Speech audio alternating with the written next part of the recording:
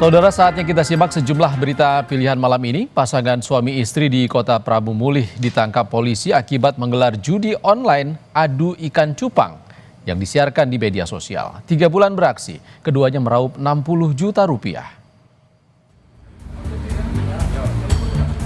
Ada-ada saja.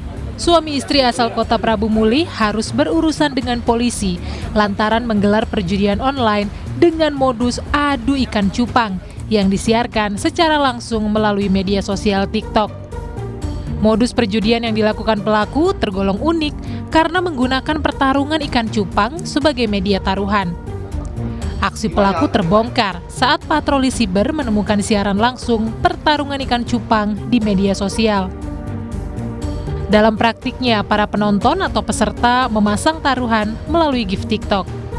Selama 3 bulan beraksi, pelaku mengambil keuntungan 10% dari setiap taruhan dan total mendapat keuntungan 60 juta rupiah. Dia melaksanakannya dalam bentuk live, ya.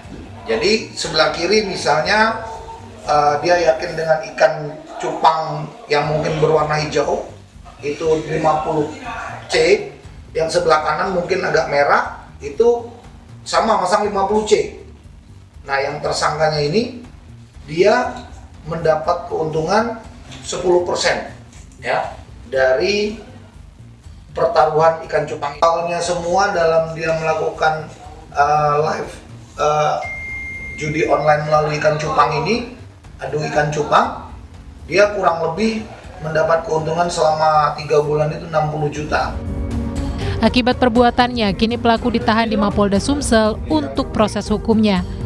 Muhlas Diferensial, Kompas TV, Palembang, Sumatera Selatan.